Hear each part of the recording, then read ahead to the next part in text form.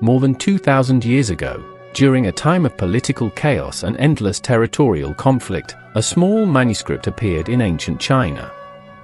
It was short, concise, almost cold in its precision. Yet over centuries, it would become one of the most studied strategic texts in history. Today, it is known as The Art of War. Most people assume it is a book about violence, about armies, about battle formations and tactics. But that assumption misses the deeper truth. The philosophy connected to Sun Tzu is not really about war. It is about human nature under pressure. Historians still debate whether Sun Tzu was a single individual, a military general serving the state of Wu, or perhaps a collective identity representing multiple strategists. The historical mystery remains unresolved. Yet here is the fascinating part: it doesn't matter. Because strategies are judged by results, not by the biography of their author. At the time this philosophy emerged, China was fragmented into rival states. Survival depended on more than brute strength. Armies were large. Weapons were deadly. But intelligence determined who would last. And from that brutal reality came a revolutionary idea. The highest form of victory is not achieved through destruction, but through control. Control of what? Control of perception. Control of timing. Control of momentum. Most conflicts are not decided by raw force. They are decided by what people believe is happening. Human beings do not react to reality itself. They react to their interpretation of reality. If someone believes you are strong, they behave cautiously. If they believe you are vulnerable, they become aggressive. This is not manipulation. It is psychology. The human mind searches for patterns. It predicts outcomes based on familiar signals. Once it forms expectations, it relaxes into those expectations. A strategist understands this tendency and uses it. Sometimes projecting strength prevents confrontation entirely. Other times, appearing harmless lowers defenses. The goal is not deception for cruelty's sake. The goal is shaping the mental environment before the physical conflict even begins. There is an ancient story often told in Chinese military lore.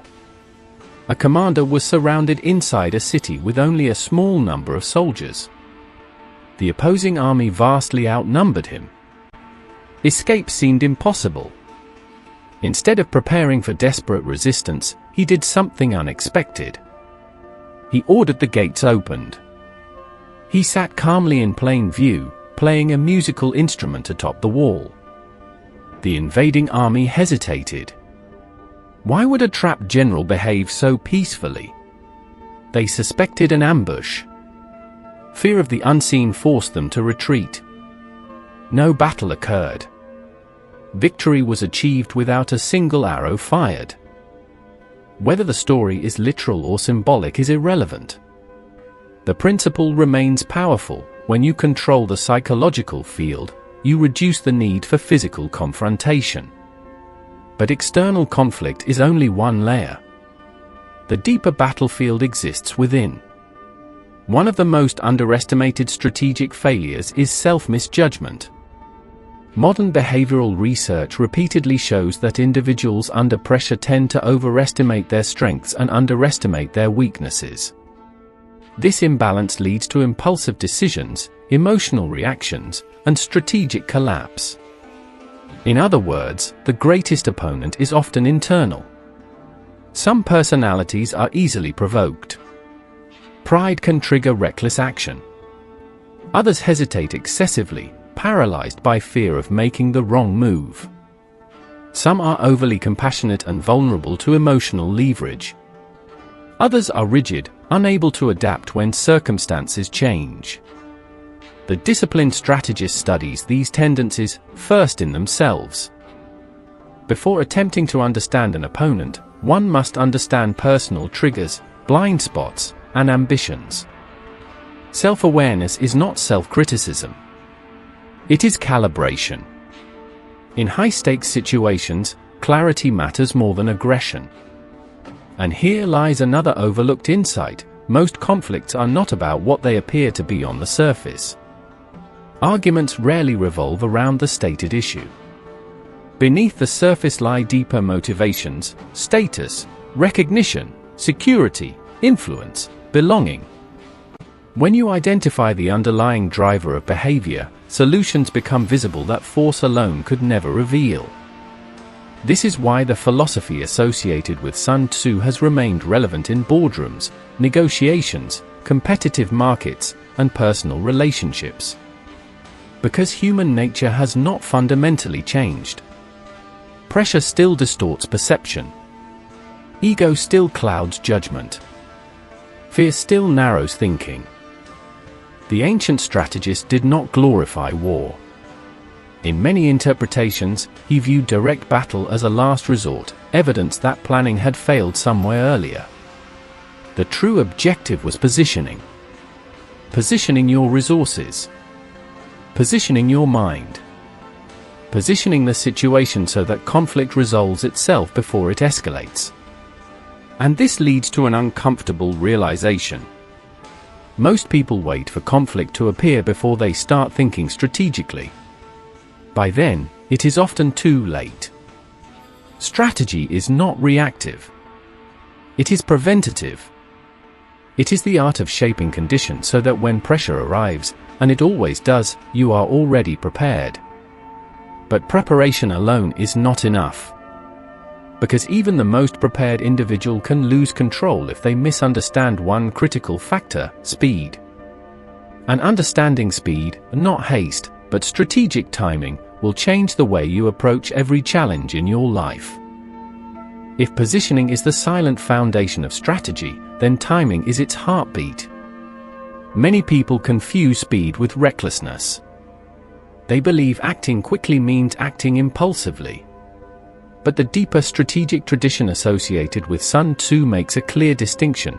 There is a difference between haste and calculated acceleration. Haste is emotional. Strategic speed is prepared. The human brain operates on two primary systems. One is fast, intuitive, automatic. The other is slow, analytical, deliberate.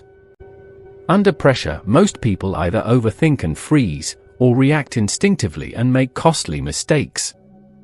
The master strategist trains both systems. Preparation happens slowly. Observation, scenario planning, understanding patterns, this is deliberate work. But when the decisive moment arrives, hesitation disappears. Action becomes immediate.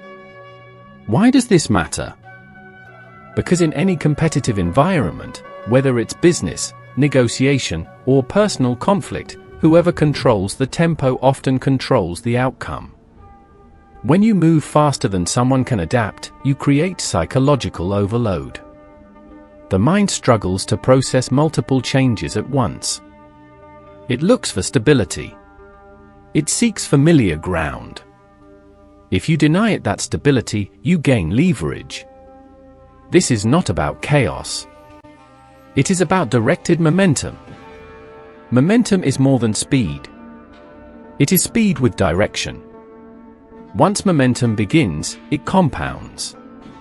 A small advantage turns into a larger one. A slight hesitation by your opponent opens space. That space creates opportunity. Opportunity creates pressure. Pressure creates mistakes. And mistakes reshape the entire landscape. But speed without context is dangerous. This is why ancient strategy paid enormous attention to environment, what was often described as terrain. In modern life, terrain is not mountains or rivers. It is context. A marketplace is terrain. A social setting is terrain. An organization's internal culture is terrain. Even a conversation has terrain. Different environments demand different approaches. There are situations where both sides can move freely, open terrain. In these situations, direct competition is risky because neither side has structural advantage. There are environments where the first move creates vulnerability, obstacle terrain. Acting too early may expose weaknesses. There are narrow situations where positioning matters more than size, such as a highly specialized niche in business or a sensitive negotiation topic. In such cases, clarity of placement outweighs raw resources. There are steep terrains, power imbalances. One side operates from higher ground, whether socially, financially, or politically. Challenging them directly may be unwise unless leverage is created elsewhere. And there are distant terrains, conflicts that cost more energy to maintain than they return in value. Sometimes disengagement is the smartest strategy. The essential lesson is simple yet rarely practiced. Do not force your preferred method onto every situation. Adapt to the terrain. Many failures occur not because a person lacks talent or intelligence, but because they apply the wrong strategy to the wrong context. A brilliant communicator may fail in a rigid bureaucracy. An aggressive competitor may collapse in a cooperative alliance. A cautious planner may miss opportunity in a fast-moving environment. Flexibility becomes strength. There is a metaphor often used in Eastern philosophy: water. Water does not shatter rock by force. It adapts. It flows around obstacles. It changes form, liquid, vapor, ice, but its direction remains consistent. Strategic flexibility works the same way. It does not mean lacking principles. It means preserving objectives while adjusting methods. However, adaptability is psychologically uncomfortable. The human brain prefers routine. Predictability feels safe. Even a flawed familiar strategy feels more secure than an uncertain but superior alternative. Studies in behavioral psychology show that only a small percentage of people maintain effectiveness when forced to frequently adjust their approach. Most resist change until change becomes unavoidable. By then, they are reacting, not leading. The strategist observes early signals. Change rarely arrives without warning. Patterns emerge. Trends shift subtly before they become obvious. If you train yourself to detect these signals early, you reposition before others realize repositioning is necessary. This creates asymmetry. While others scramble to adapt, you are already stable in the next phase. But adaptability alone is insufficient without internal alignment. One of the most destabilizing forces in high-pressure situations is divided leadership, whether within an organization or within oneself. Externally, confusion about authority destroys clarity. When multiple voices compete for control without clear structure, momentum collapses. Internally, the same principle applies. When fear says one thing, pride says another, and logic says something else entirely, paralysis emerges. Unity of direction is essential. This does not require authoritarian rigidity. In fact, excessive control suffocates initiative. The balance lies in clear intention combined with flexible execution.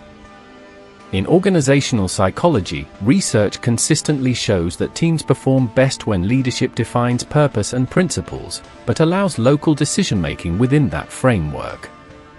In personal strategy, this translates into something powerful. Define your objective clearly. Define your values clearly. Then allow tactical adjustments without losing direction. Without clarity of intent, flexibility turns into inconsistency. Without flexibility, clarity turns into rigidity. The equilibrium between these forces determines resilience under pressure.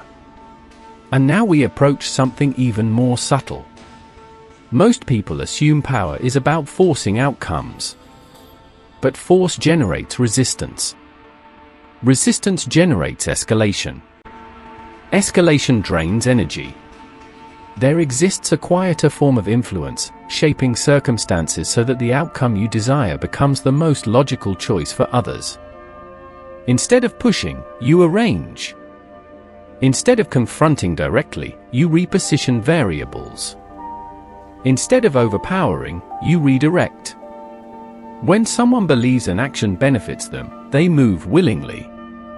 When they feel coerced, they resist, even against their own interests. True strategic influence operates invisibly.